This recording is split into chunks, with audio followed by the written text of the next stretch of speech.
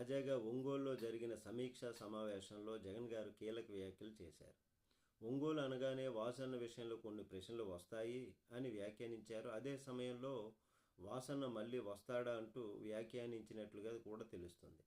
మరి దీనికి సంబంధించి బాలినేని శ్రీనివాసరెడ్డి గారు ట్వీట్ చేయటం జరిగింది. అయితే ఈలోగా తన కుమారుడితో కలిసి డిప్యూటీ సీఎం పవన్ కళ్యాణ్ గారితో కలవటం, సుదీర్ఘంగా చర్చించటం, ఒంగోలు పరిస్థితుల గురించి వివరించటం, అయితే తాను వైసీపీలో రీఎంట్రీ ఇస్తున్నాననేటటువంటి ప్రచారం జరుగుతున్నటువంటి ఈ సందర్భంలో ఎక్కడ వైసీపీ పేరు ప్రస్తావన చేయకుండానే తన మనసులో మాట ఏంటో స్పష్టం చేశారు ఆయన.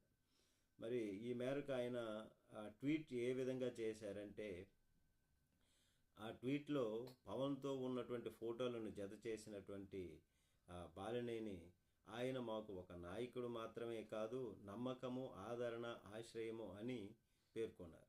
మరి దీని ద్వారా తన కుమారుడితో కలిసి పవన్ను కలవడం ద్వారా తనయుడికి రాజకీయంగా స్పష్టమైనటువంటి హామీ పొందినట్లు తెలుస్తుంది. అందులో భాగంగా బాలినేని తాజా ట్వీట్ ద్వారా పవన్తోనే తమ రాజకీయంగా కొనసాగుతాము అనేటటువంటి స్పష్టం చేసినట్లు విశ్లేషణలు మొదలయ్యాయి.